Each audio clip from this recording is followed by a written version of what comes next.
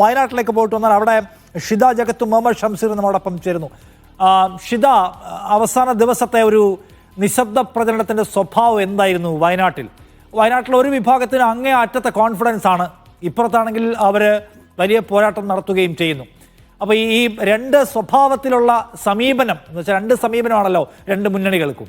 അപ്പോൾ അതെങ്ങനെയാണ് നമ്മൾ ഈ അവസാന ദിവസത്തെ അല്ലെങ്കിൽ ഈ നിശബ്ദ പ്രചരണത്തിൽ കണ്ടത്?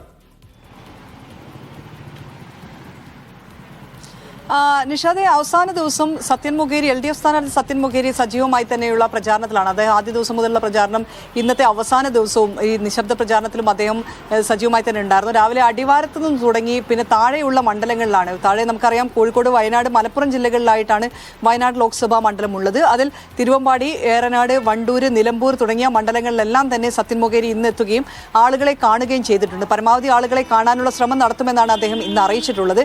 അതിനൊപ്പം ഇന്ന് പ്രിയങ്ക ഗാന്ധി ആകട്ടെ സ്വകാര്യ സന്ദർശനമായിരുന്നു നടത്തിയിരുന്നത്. ഇന്ന് രാവിലെ മകനോടൊപ്പം തന്നെ കർലാട് ലേക്കിലേക്ക് അവർ പോകുന്നുണ്ടായിരുന്നു. ഒപ്പം തന്നെ ഒരു കർഷകനെ കാണാൻ പോയി.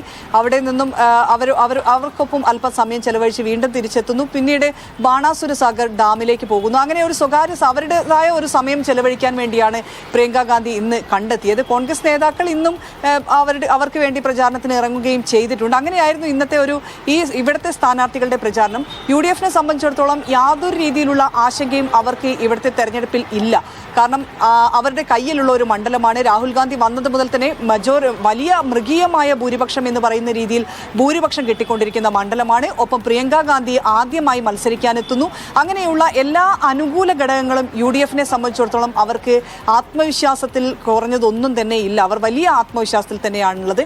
എന്നാൽ UDF ക്യാമ്പ് ആകട്ടെ LDF ക്യാമ്പ് ആകട്ടെ ഇതൊരു അടിച്ചേൽപ്പിക്കപ്പെട്ട തെരഞ്ഞെടുപ്പാണ്. ഒപ്പം തന്നെ സ്ഥാനാർത്ഥികൾ ഇങ്ങനെ രാഹുൽ ഗാന്ധി ഇവിടെ മണ്ഡലത്തിൽ ഉണ്ടായിരുന്ന സമയത്ത് MP ആയിരുന്ന സമയത്ത് മണ്ഡലത്തിൽ ഉണ്ടായിരുന്നില്ല. പ്രിയങ്ക ഗാന്ധിയും വന്നാൽ അതുപോലെ ആയിരിക്കാം തുടങ്ങിയ കാര്യങ്ങൾ ചൂണ്ടിക്കാണിച്ചുകൊണ്ടാണ് LDF പ്രചാരണം നടത്തുന്നത്. സത്യൻ മൊകേരി എന്ന് പറയുന്ന കർഷകർക്കൊപ്പം നിൽക്കുന്ന കർഷകരുടെ സമരങ്ങളിലൊക്കെ ഉണ്ടായിരുന്ന ഒരു നേതാവിനെ ചൂണ്ടിക്കാണിച്ചുകൊണ്ട് അവർക്കൊപ്പം MP ആയിക്കഴിഞ്ഞാൽ അവർക്കൊപ്പം എന്നും ഉണ്ടാകുമെന്നുള്ള കാര്യം കൂടെ പറയുകയും ചെയ്യുന്നുണ്ട്.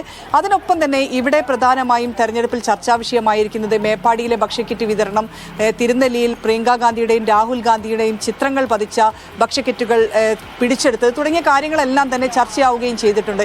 എന്നിരുന്നാൽ പോലും നമുക്കിപ്പോഴും NDA സ്ഥാനാർത്ഥിയുടെ കാര്യം കൂടി പറയാം. അവരും സജീവമായി തന്നെ പ്രചാരണം. പുതിയൊരു സ്ഥാനാർത്ഥിയാണ്, ഒരു പുതുമുഖമാണ് ലോക്സഭാ തെരഞ്ഞെടുപ്പിൽ. പക്ഷേ അതിൻ്റെതായ യാതൊരു രീതിയിലുള്ള അപരിചിതത്വവും ഇല്ലാതെ തന്നെയാണ് നവ്യ ഹരിദാസ് പ്രചാരണത്തിൽ മുന്നേറിയിരുന്നത്. എല്ലാ സ്ഥലങ്ങളിലും പ്രചാരണത്തിന്റെ ചിത്രങ്ങളാണ് നമുക്കിപ്പോ ഷിത അവിടെ നിന്ന് പങ്കുവച്ചത്.